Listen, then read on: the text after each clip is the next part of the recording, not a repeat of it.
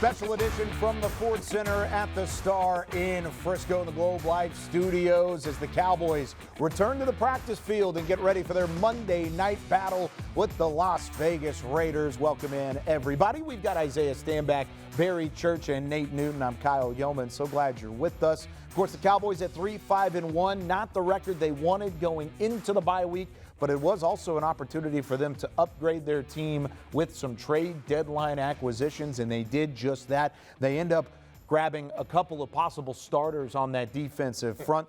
Quinnen Williams, of course, an all-pro defensive tackle caliber player. We'll dive into the film of what he brings in the next segment. And then Logan Wilson, a guy who had over 100 tackles in 3 seasons separately with the Cincinnati Bengals. But, Nate, I'll start with you. This defense is going to be a different unit going into Monday Night Football. How much of an impact do you expect them to see? They'll be a smarter defense with the kid Wilson. They will be smarter. They will play hard, and Quinny sets a standard that's above what we've been playing right now.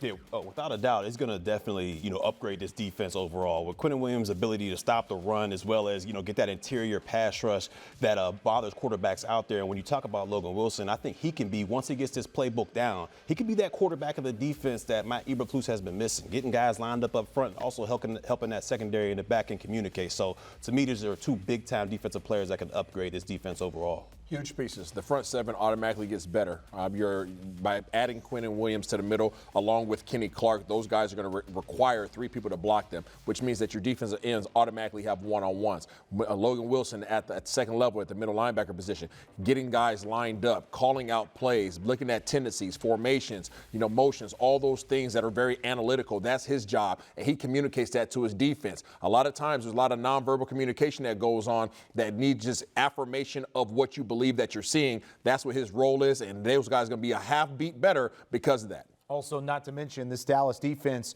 dead last in third down conversion percentage. Teams are converting nearly 53% of their times on third down. That would be the worst. If they finish the season with that number, it would be the worst in the NFL since the play-by-play era began back in 1991. Not a great look, but now they look better up front. Plus, they get some reinforcements from injuries coming back. How about DeMarvion Overshown, the former third-round product out of Texas? He had a breakout season last year, and Barry, he might be back in the fold this week, activated to the active roster, and he's expected to play. Yeah, without a doubt. When I look at Overshown, I think this guy can be another chess piece added to Eberflus's defense. He could be that sideline tackler, kind of see ball, go get ball, but you can also line him up on the edge, and he can create pass rushes on tackles out there. So to me, this is another guy that's going to upgrade this defense for this last stretch of the season. Yeah, Overshown and on behind Quinnen Williams and those guys, I love it because he's going to be able to roam free. He's not going to be impeded by offensive linemen working up and trying to block him. That's kind of one of the reasons why he got injured last time. I'm hoping that he's able to stay healthy. Energy. That's what this kid's going to bring. He's upbeat. He's energized. He'd energize a bunny. He's going to bring energy. And I can't wait to see that energy portrayed on the field coming up this week. Of course, the Cowboys taking on the Las Vegas Raiders. It's their first ever trip as an organization to Vegas in the regular season. They played a preseason game in that venue a couple seasons ago. We'll talk more about that matchup when we come back here on Special Edition. And then after that, we've got a chance to look at this revamped Dallas defensive line. More to come with Special Edition right after this. Special Edition, presented by AT&T, is brought to you by your North Texas Ford dealers. Ford is the best in Texas. Reliant, official energy provider of the Dallas Cowboys. Blockchain.com. Invest like your icons with Blockchain.com. And by AT&T. Connecting changes everything.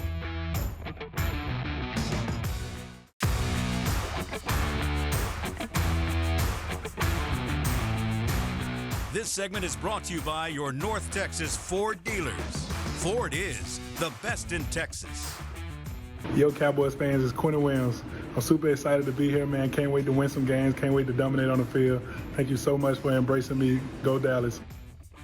Quinnen Williams excited to be a Dallas Cowboy, and we're excited to have Quinnen Williams as a part of that defense. Big guy up front that Isaiah's been looking for all season long. Now you have it in a combo with him and Kenny Clark. That's going to be dangerous on the interior of that defensive line. Barry, as your resident defender or our resident defender, you've played against some really good and with some really good defensive tackles. How much of an impact can Quinnen Williams play? Well, Kyle, he's going to automatically upgrade this defensive line. With all the attention being paid to him, there's going to be one-on-one opportunities for the rest of these guys to go out there and eat. It's going to be up to them to take advantage of it. And Nate, you went up against some really, really good defensive tackles back in your day. How much of a headache is it having a guy like that in front of you? You know, you just have to make a decision whether you want to double team Kenny Clark or whether you want to double team him, and you lose either way. Hey, this guy is good. Protect your middle. Hey, I like that, and Isaiah's been saying that all season long. Got to give you credit, bud. You stuck with it, and they made the move they wanted you to, or that you wanted them to make. Absolutely. Big Nate Dogg and myself have been asking for a big grizzly up front for the same exact reasons that my boy BC and Nate Dogg just stated. One-on-one matchups for the rest of your front seven. Everybody gets to win. Your personnel that you currently have automatically gets better. You got to double team either your one technique or your three technique. The three interior linemen are going to be taking up two guys. Everybody just got better. And he brings a pass rush element to this as well. Let's go to the film a little bit here, Isaiah, because I want you to tell me it's not just the run stuffing ability, which we'll get to. It's his pass rush that Dallas loves so much. Absolutely, and I'm going to highlight it right here just so you guys know where he's at. Big 9'5" right there. I don't know what number he's wearing for us, Kyle, right Probably now. 96. There we go, 96 and 95's taken. So right here, this is going to be a play-action pass by Pittsburgh. Now, right off the bat, you guys are going to see these two gentlemen have to make a decision. Do I want to go up to this linebacker and be responsible for him, or do I want to double team this gentleman right here? Well, your pass blocking responsibility says you have to take this linebacker that might be running through the A-gap. So that leaves you what? One-on-one with this man right here. Not good if you're an offensive lineman, Big Nate Dogg. And because of that, he manhandles him, throws him one way, gets his weight going. Look where his leg is at, okay? You guys see it right here. You guys see his weight right there? That is his right foot in the ground. Now, what's he do, Nate?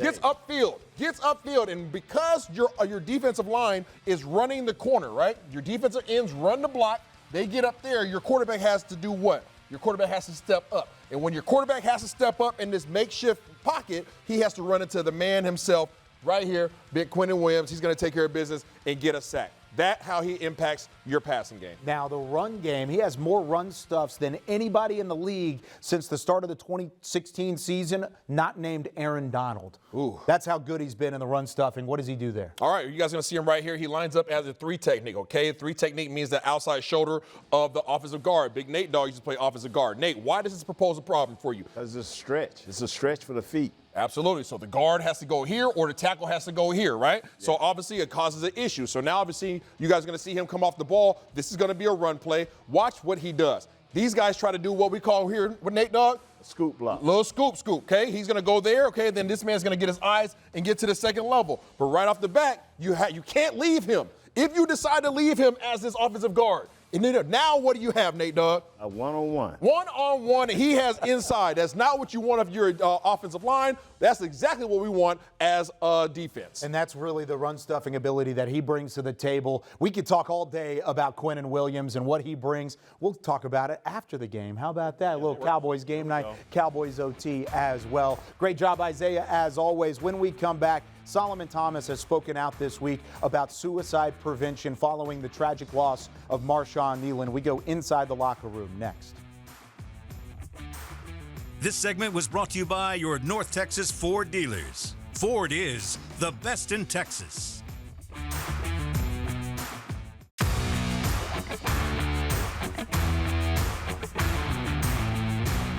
This segment is brought to you by the NFL Fan of the Year, presented by Captain Morgan. Cowboys defensive tackle Solomon Thomas made a special trip to the Barack Obama Male Leadership Academy in South Dallas to talk to high school youngsters about something very close to his heart: suicide prevention. The biggest reason I wanted to start in like middle schools, high schools, kids, is because when you look at the statistics, the age that you start recording for kids die by suicide is around 11. So I wanted to come talk to kids, let them know that it's okay not to be okay, it's okay to get help, that it's okay to put your mental health first and to treat it like your physical health. Thomas co-founded a suicide prevention foundation with his parents called the Defensive Line to honor his sister, Ella, who died from suicide in 2018. It's really just me doing the part of everything that I've learned from losing my sister, from now being in this mental health world, having a mental health foundation, giving the things I've learned back to them, so they don't go through the things I went through, or they don't go through the things my sister went through. To this day, Thomas says he's learned how to carry grief and how to overcome performance anxiety. But him talking about ways of feeling that it's okay to feel bad about ourselves or feel down, because that shows a side of us, and it shows that we're human. For the Dallas Cowboys, I'm George Reba. That was a feature we've talked about before on this show and on these platforms. It hits a little extra this week, of course, after the loss of Marshawn Kneeland at the age of 24. And gentlemen, I think what really stings about this one was not only the person that Marshawn was, but he's a part of this group of gladiators in the NFL that seem invincible, that seem like they are unbreakable. But I know all three of you guys have played in the NFL. That's not always the case. No, it's not always the case. And, I don't want to speak for everybody, but I know all three of us up here have been battle tested. We've all are leaders of our family. We all have to be manly men in the industry that we've been in. And just say that if you do need help, don't hesitate to reach out. You can reach out to 988 to get some help in that regard, but don't be afraid to do so. Yeah, without a doubt, make sure you reach out to help if you have those mental illnesses or whatever the case may be, because life is hard enough. And when you have somebody to reach out to and talk to, it makes things easier. You're not in this thing by yourself. There's always your teammates, everyone out there that'll help you get through any battles that you may have. So for me, always reach out and talk to somebody. It makes life that much easier. I agree with all three of you have said, and what I want to say is this right here. Just know that someone loves you. Yeah. Don't ever forget that. No doubt about it. If you or a loved one is struggling with something, don't be afraid to call the number behind us, 988, the suicide prevention hotline. And for those that may be impacted by Marshawn's story specifically, there is a fund set up, MarshawnKneelandFund.org, if you feel inclined to share. But as Brian Schottenheimer said earlier in the week in his press conference, there's no such thing as moving on. You can only move forward. And when we come back on Special Edition, we'll honor the legacy of Marshawn, but also talk about this matchup coming up on Monday night.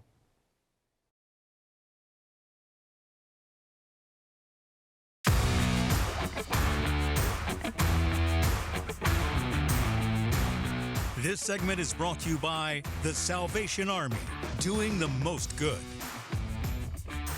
Tough times in Las Vegas, and it's been tough times for quite some time. Only 2 winning seasons for the Raiders since the start of the 2003. I was trying to give them a little more credit. Since the 2003 season. And of course, it's another down year for Pete Carroll and company with Las Vegas. Of course, they're trying to build toward the future. They have some young talent like Brock Bowers. They have Ashton Genty out of the draft this past year. But their veterans like Max Crosby are still very formidable as well. Let's talk about this Raiders team. Why have the wheels fallen off to a 2-7 start? Nate, I'll start with you. Genty, I mean, he's not the reason, but their offensive line is the reason. The coach wants to start everything through the run game, and it's not happening because the offensive line has been playing poor, and the quarterback, Geno Smith, has not helped with 12 interceptions. Well, the wheels are falling off because they didn't put the lug nuts on. And the lug nuts is the foundation. The offensive line and the defensive line. If you don't have that in place, then there's nothing that you can do. This game is won in the trenches, and they are not winning in those areas. Yeah, when you turn the football over as much as this team has, you'll never win games. I mean, if you consistently lose the turnover battle, you're not going to win games. They turn it over too much offensively and defensively. They just don't get the ball enough. And they do have some talent, like we talked about. Max Crosby has had a good start to the season, but so much so that they can't really take him off the field because he's their one playmaker on the defensive side of the ball. Isaiah, he's still a problem, but he is alone back there seemingly on the defensive side. He is definitely all alone out there at the craps tables by himself. He doesn't have a lot of help, so much so that they brought back Jamal Adams from his old Seattle Seahawks era with Coach Carroll, and they're putting him at the second level to play outside linebacker. That's how much they're stressing right now defensively. So, yeah, as dominant of an individual player Max Crosby is, you have to account for him. He needs more help because we all know that you can scheme up a defensive end. Why is he still so elite, Nate, in what he does?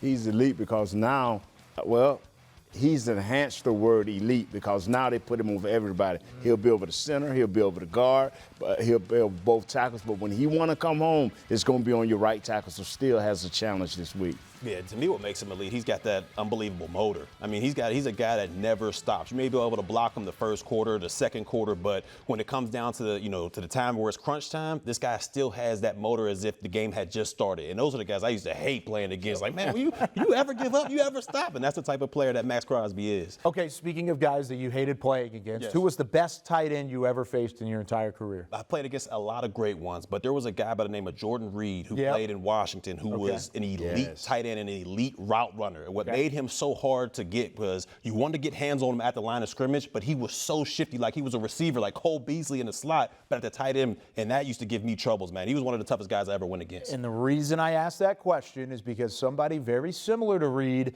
is on the Las Vegas Raiders. His name is Brock Bowers. Is it the same attack for Brock Bowers? Is that how you have to beat him on this Dallas defense this week? Yeah, you got to get hands on him. You got to make sure you disrupt that route, that timing between he and the quarterback. If you don't, this is a receiver out there that's just going to eat all over this defense. I mean, when those shifty guys get up there, it's kind of hard to get a one-on-one on a linebacker or a safety because they're a mismatch nightmare out there. If he's ever attached to the offensive line with his hand in the ground, slide your defensive line over him, get hands on him. As soon as he gets past your defensive line, linebackers, get hands on him. And if he gets to anybody else, slap him. Just anything you can do to get in his way because he will route you up.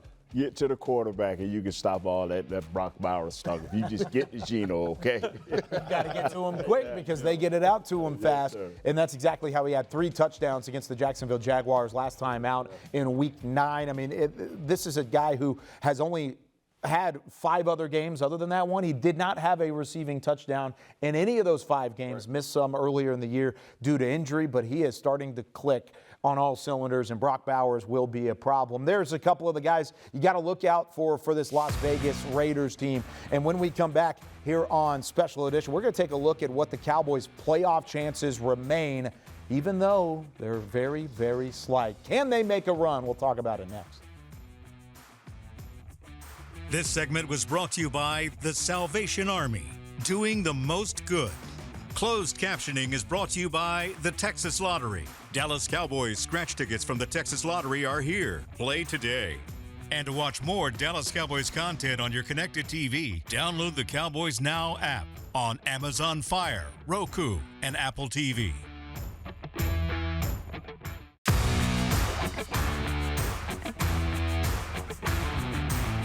Special Edition, presented by AT&T, was brought to you by your North Texas Ford dealers. Ford is the best in Texas. Miller Lite, the only beer of the Dallas Cowboys. And by AT&T, connecting changes everything. We understand that Cowboys fans a lot of the time are not wanting to possibly talk about the possibility of a playoff run because they're at 3-5-1, but there is a chance. There is a slight chance that the Cowboys could make this playoff run. As you can see, Jim Carrey smiling in the background. It's one of Isaiah's favorite characters. There is a chance, but it's very slim. I mean, we're talking about a magical run, and then you need some help in order to make it happen. Kyle, chill out, bro. The Dallas Mavs had a slight chance, and you see they were there to get Cooper Flagg. So you're saying we're in the right city. That was a 1 point. You know what I'm saying? Chance, you're right, to win the lottery. Isaiah Stanback, Barry Church, Nate Newton, wrapping up here on Special Edition. I'm Kyle Youmans. All right, what is it going to take, Isaiah? If you're going to try and talk about winning the lottery again in Dallas, how do you get it done? Well, you start off by beating the Raiders. It's very simply put. I mean, you're going to take care of the opponent that's in front of you. So the Raiders are the first ones up. Take care of them on Monday night, and all is be well in terms of your journey towards trying to make a run for the playoffs. Yeah, and if you're this team, the message has got to be take it one game at a time. I understand that's coach lingo, whatever the case may be, but it's facts in this situation. You're not good enough to overlook any of these teams on the rest of your schedule. You got to take it game by game, and it starts with Vegas. 40 points a game. No fall off, no if and buts. But if you score 40 points a game, you in there. That is that's factual probably, but is that attainable? That's the question. That's true. Can they get it done? Can you get there? You got to believe. I mean, you got to believe. We're getting into Christmas time, right? They said 40 points a game and win by 1.